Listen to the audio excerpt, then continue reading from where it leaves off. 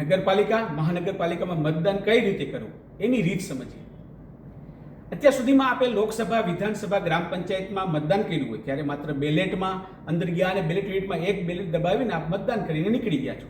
પણ નગરપાલિકાનું જ્યારે મતદાન કરવાનું હોય ત્યારે આપણે એ જોવાનું છે. તમારી સમક્ષ અહીંયા બેલેટ યુનિટ છે.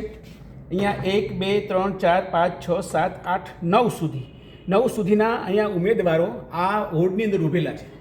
પહેલું એટલું જ યાદ રાખવાનું છે કે જ્યારે તમે કોઈ વોર્ડમાં મતદાન કરવા જાઓ છો ત્યારે તમે વધુમાં વધુ 4 મતદારોને મત આપી શકો છો. ઓછામાં ઓછા એક મતદાનને, એક ઉમેદવારને તમે મતદાન આપી શકો છો. તો 4 ઉમેદવારને પહેલું ક્રમ આપણે જોઈએ. હું અહીંયા 1 2 3 4 મત આપીને હું રજિસ્ટર બટન દબાવું છું. એટલે કે 4 મત આપ્યા પછી રજિસ્ટર બટન દબાવવું, પીળું બટન દબાવવું ફરજિયાત છે. તમે અહીંયા 4 પછી બીપ્સનો અવાજ આવે ને ત્યારે તમારો મત આપ્યા પડ્યા એવું કહેવાય છે. ફરી વાર જુઓ, અહીંયા હું 1 2 3 4 મેં 4 ઉમેદવારને મત આપ્યા, પણ મને એવું થયું કે પહેલો ઉમેદવારને મત આપ્યો મારે ઉતાવળમાં કંઈ ભૂલ થઈ ગઈ છે. તો ફરીવાર એને બટનને દબાવી એને એ મતને રિજેક્ટ કરી તમને પસંદગીના ઉમેદવારને મત આપી અને ફરીવાર તમારે છેલ્લે રજિસ્ટર બટન દબાવો, બીપ્સ અવાજ આવે તમારો મત પડી ગયો કહેવાય. તો મેં તમને એ રીત બતાવી કે તમારું મતદાર, તમે મતદાન કર્યું છે કે ભૂલ થઈ તો શું કરવું જોઈએ. બીજું એક કામ આપણે બધાને જોડાવાનું છે કે તમારા ઉપરનામાંથી કોઈ પણ મતદારને મત નથી આપવો અને તમે નોટા બટનનો ઉપયોગ કરો છો. તો નોટા બટન અહીંયા દબાવી તમે રજિસ્ટર કરો એટલે તમારું મતદાન થઈ ગયું કહેવાય.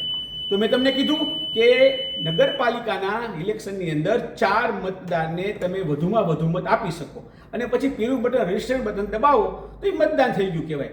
પણ આ સિવાયની વાત પણ કરવી હોય તો કે જો જ્યારે પણ તમે નોટા બટન દબાવી દો અને પછી તમને એમ થાય કે ઉમેદવારને મત આપવો છે તો એ બધા જ બટન તમે જુઓ ઇનએક્ટિવ થઈ જાય છે.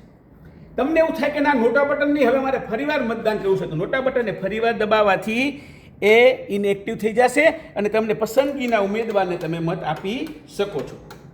પણ ખાસ જોવાનું એ છે કે તમારે રજિસ્ટર બટન દબાવવાનું ભૂલાય નહીં. આ સિવાયની પણ પ્રક્રિયામાં સમજવાનું છે કે કોઈ એક વોર્ડની અંદર 2 ઉમેદવાર છે એ બિનહરીફ ચૂંટાઈ ગયા છે અને બાકીના ઉમેદવાર 2 છે.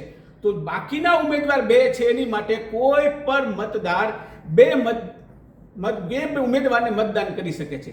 એટલે 2 ઉમેદવારને મતદાન કરીને જ્યારે બિનહરીફ બીજા વોર્ડની અંદર 2 ઉમેદવાર હોય ત્યારે 1 હોય તો 3, 2 હોય તો 2, એ 3 ઉમેદવાર બિનહરીફ થયા હોય તો એક ઉમેદવારને જ્યારે મત આપવાનો થાય ત્યારે એક મત આપી અને એને તમારું કામ અહીંયા રજિસ્ટર બટન દબાવવાનું કામ કરવાનું છે.